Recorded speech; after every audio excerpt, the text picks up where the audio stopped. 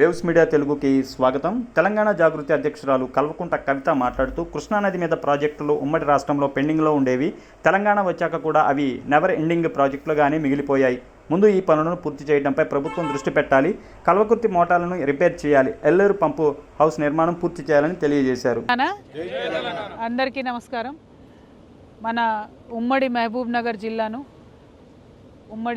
నగర్ జిల్లాకు కృష్ణా జలాలను తరలించడానికి పెద్ద ఎత్తున తలపెట్టినటువంటి Palamuru Rangareddy lift irrigation scheme, దాని పక్కనే కల్వకుర్తి లిఫ్ట్ ఇరిగేషన్ స్కీమ్ ఉంటాయి. ఆ రెండు కూడా పరిశీలించడానికి రావడం జరిగింది. పాలమూరు రంగారెడ్డికి మొట్టమొదటి పంప్ హౌస్ అయినటువంటి ఏలూరు పంప్ హౌస్ కూడా చాలా దగ్గరలో కంటికి కనపడేంత దూరంలో ఉంటుంది.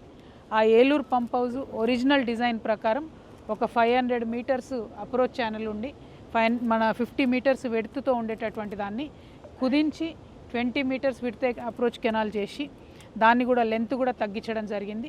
అంతేకాకుండా ఎప్పుడైతే 794 టీఎంసీ ఫ్లడ్ లెవెల్ వరకు శ్రీశైలంలో వాటర్ ఉంటాయో అప్పుడు తీసుకునేటటువంటి అవకాశం ఉన్నటువంటి ఫస్ట్ డ్రాయింగ్ పాయింట్ని పెంచి 824 ఎత్తు వరకు తీసుకెళ్లడం జరిగింది. అంటే 30 అడుగుల ఎత్తు నుంచి నీళ్లు తీసుకునేటట్టుగా దీన్ని మొత్తం మార్పిడి చేయడం జరిగింది. అది అంతకుముందు ఓపెన్ ఎండ్ పంప్ హౌస్ ఉండే, దాన్ని కంప్లీట్గా under ground close ended pump house చేసిండ్రు. ఇవన్నీ చేస్తుంటే ఎవరన్నా ప్రైస్ తగ్గుతుందేమో, ఎక్కువ నీళ్ళు తీసుకోవచ్చేమో అనుకుంటారు. కాకపోతే శ్రీశైలంలో ఎత్తు పెంచడం ద్వారా మనకు నీళ్లు ఫుల్ ఉంటేనే తీసుకునేటటువంటి పరిస్థితి ఒకటి ఉంటుంది. 2 అప్రోచ్ ఛానల్ విడుతు తగ్గించి దాన్ని కుదించడంతో తక్కువ నీళ్ళు వచ్చేటటువంటి ఆస్కారం ఉంటుంది. ఇవన్నీ జరిగినప్పుడు మొదలు 3,224 కోట్ల రూపాయల వ్యయంతో ప్రారంభమైనటువంటిది దాని ఎస్టిమేట్స్ పెంచి 4,600 కోట్ల పైచిలకు కూడా ఆ ఎస్టిమేట్స్ పెంచడం జరిగింది. అంటే అంత పెద్ద ఎత్తున డబ్బు పెరిగింది, నీళ్ళ డ్రాయింగ్ కెపాసిటీ తగ్గింది. అది కూడా శ్రీశైలంలో తక్కువ నీళ్ళు ఉన్నప్పుడు తీసుకునే పరిస్థితి లేకుండా కేవలం 824 మీటర్స్ హైట్ ఉన్నప్పుడు తీసుకునే పరిస్థితి ఉంటుంది. దీని అంతటి వల్ల ఏం జరుగుతుందంటే కృష్ణా నదిని ఎఫెక్టివ్గా మనం పాలమూరుకి ఇయర్ లాంగ్ సంవత్సరం పొడవుతా వాడుకునేటటువంటి పరిస్థితి ఉండదన్నది స్పష్టంగా అర్థమవుతుంది. ఎందుకోసం ఈ మార్పు జరిగింది, ఎవరి కోసం ఈ మార్పు జరిగిందన్నది స్పష్టంగా తెలియాలి. ఒకటి, దీన్ని ఓపెన్ ఎండెడ్ ఏదైతే ఫస్ట్ డ్రాయింగ్ పాయింట్ ఉంటుందో దాన్ని క్లోజ్ ఎండింగ్ చేయడంతో ఇప్పుడు మనం నిలబడి ఉన్నటువంటి కల్వకుర్తి లిఫ్ట్ ఇరిగేషన్ స్కీమ్లో కూడా 3వ మోటారు డైరెక్ట్గా ఇంపాక్ట్ అయ్యి అది పేలిపోవడం జరిగింది. అది పోయి 5th మోటార్ని తగిలితే ఆ 5th మోటార్ కూడా పాడైంది. ఇప్పుడు ఇక్కడ చూడడానికి 5 మోటార్లు కనపడుతున్నా కూడా 3 మోటార్లు పంపు చేస్తున్నటువంటి పరిస్థితి ఉంది. కల్వకుర్తి లిఫ్ట్ ఇరిగేషను రిపేర్ చేద్దామంటేనేమో మొత్తం కూడా ఇది మిషన్ భగీరథ కనెక్ట్ అయి ఉంది కాబట్టి ఉమ్మడి మహబూబ్నగర్ జిల్లాకు నీళ్ళు ఇస్తుంది కాబట్టి ఆపి రిపేర్ చేయలేని పరిస్థితి ఉన్నది.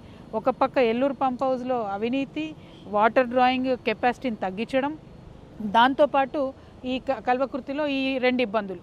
నేను ఇప్పుడు డిమాండ్ చేసేది ఏంటంటే ఎల్లూరు నుండి మనం మిషన్ భగీరథను టెంపరీగా కనెక్టివ్ చేసుకొని కల్వకుర్తి లిఫ్ట్ ఇరిగేషన్ స్కీమ్ని ఫస్ట్ రిపేర్ చేసుకోవాలి అర్జెంటుగా, అదొకటి. రెండవది, ఎల్లూరులో ఫస్ట్ డ్రా చేసినా కూడా యాక్చువల్గా వాటర్ స్టోర్ అయ్యేటటువంటిది నార్లాపూర్లో. దానిలో మొదలు 6.5 టీఎంసీల కెపాసిటీ ఉంటే దాన్ని 2 టీఎంసీలకు కుదించి ఇప్పుడు కేవలం అక్కడ 4 టీఎంసీలు మాత్రమే స్టోర్ చేసుకునే కెపాసిటీ ఉన్నది. దాన్ని బండ్ విడ్త్ కూడా తగ్గించారు, హైట్ తగ్గించారు, ఒక 2 టీఎంసీల కెపాసిటీ తగ్గించారు. అయినా కూడా విచిత్రం ఏంటంటే 740 కోట్లు ఉండేటటువంటి ఎస్టిమేషన్ వాల్యూ మాత్రం 960 కోట్లకు పెరిగింది. డబ్బు పెరుగుతుంది, ఇంతవరకు పనులు అయితే పూర్తి కాలేదు. ఇక్కడ ఉండేటటువంటి ప్రజలందరికీ తెలుసు, first stage of drawing point పనులు ఇంతవరకు ఏలూరు పంప్ హౌస్ పనులు ఇంతవరకు పూర్తి కాలేదు. అంటే ఎప్పుడో ప్రారంభించినటువంటిది కూడా అసంపూర్తిగా ఇంకా ప్రాజెక్టులు ఉన్నాయి.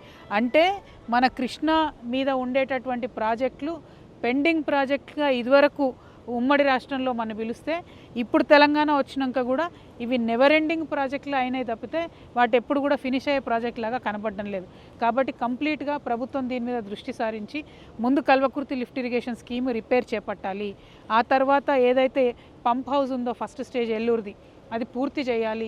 నార్లాపూర్ రిజర్వాయర్ ఏదైతే ఉందో దాంట్లో 1 టీఎంసీ మనం వాటర్ ఇదివరకు నింపి డ్రా చేసుకున్నప్పుడు ఆ మధ్యలో కొన్ని ఊర్లు ఉండిపోయినాయి, ఆ ట్యాంక్ మధ్యలోనే ఉన్నాయి. 1 టీఎంసీ డ్రా చేసినప్పుడే వాళ్ళు ఆల్మోస్ట్ ముంపుకు గురయ్యే పరిస్థితి ఉండే.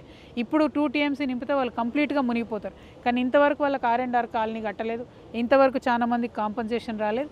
సో ఆ పనులన్నీ పూర్తి చేసి నార్లాపూర్ కూడా ఫినిష్ చేసినట్టయితేనే పాలమూరు రంగారెడ్డికి కొంచెం ఏదైనా లైఫ్ వచ్చే పరిస్థితి ఉంటుంది. ఆ తర్వాత కూడా నెక్స్ట్ స్టేజ్లో అనేకం పెండింగ్ ఉన్నా కూడా మరీ మొదటి స్టేజ్లో ఇంత పనులు పెండింగ్ ఉండడం దారుణం, ఇన్ని సంవత్సరాలు పెండింగ్ ఉండడం ఇంకా దారుణం. పైగా ఆగుతున్న కొద్దీ ప్రైజ్ పైకి పోతుంది తప్ప కిందికి పోదు, ప్రజాధనం వృధా అవుతుంది. కాబట్టి త్వరితగతిన పూర్తి చేయాలని మేము డిమాండ్ చేస్తూ ఉన్నాం. మేము ఈ జాగృతి జనం బాట కార్యక్రమంలో వస్తున్నటువంటి సందర్భంలో ఈరోజు పొద్దున నాగర్ కర్నూలులో హాస్పిటల్ చూడడం జరిగింది. 50 బెడెడ్ కోసం కట్టినటువంటి హాస్పిటల్ను పైన ఒక ఫ్లోర్ వేసి 350 బెడెడ్గా చేయడం జరిగింది. కానీ శానిటేషన్ సిబ్బంది 150 ఉండవలసిన వాళ్ళు 50 మంది ఉండడంతో ఏ ఒక్క బాత్రూమ్ కానీ ఏ ఒక్క దగ్గర కూడా నీట్నెస్ లేదు. ఎస్పెషలీ లేబర్ వార్డులో, మహిళల వార్డులో, చిన్నపిల్లల వార్డులో వెళ్ళి చూస్తే వాళ్ళందరూ కూడా పాపం చాలా బాధపడుతున్నటువంటి సందర్భం, అస్సలు క్లెన్లీనెస్ లేదని చెప్తున్నటువంటి సందర్భం. సో తక్షణమే శానిటేషన్ సిబ్బందిని పెంచాలి. నేను అక్కడికి వెళ్ళి చూస్తున్నటువంటి సందర్భంలో కూడా ఇన్ఫెంట్స్ని చిన్న పిల్లల్ని లైట్ల కింద పెట్టిన పిల్లల్ని చూస్తుంటే చీమలు వారుతూ ఉన్నాయి. నేను చెప్పిన కొంచెం క్లీన్ చేసుకోండి దయచేసి, ఇబ్బంది అవుతుందని కూడా చెప్పడం జరిగింది. నేను ఎప్పుడు చెప్తూ ఉంటాను, మన డాక్టర్లైనా, మన సిస్టర్లైనా, మన నర్సమ్మలైనా కూడా అరకొర వసతులతో కూడా పనిచేస్తూ ఉంటారు. కానీ శానిటేషన్ సిబ్బంది తక్కువ ఉంటే మాత్రం మొత్తం హాస్పిటల్ కూడా ఇబ్బంది అవుతుంది. కాబట్టి శానిటేషన్ సిబ్బందిని త్వరితగతిన పెంపొందించాలి. నాగర్ కర్నూలు హాస్పిటల్ మంచి చేసుకోవాలి. అదేవిధంగా మొత్తం కృష్ణానదిని టోటల్ ఉమ్మడి మహబూబ్నగర్ జిల్లాకు వరదాయినైనటువంటి పాలమూరు లిఫ్ట్ ఇరిగేషన్ స్కీమ్ను, కల్వకుర్తి లిఫ్ట్ ఇరిగేషన్ స్కీము రెండింటిని కూడా త్వరితగతిన రిపేర్ చేయాలని చెప్పి నేను డిమాండ్ చేస్తూ ఉన్నాను. Thank you. జై తెలంగాణ, జై జాగృతి.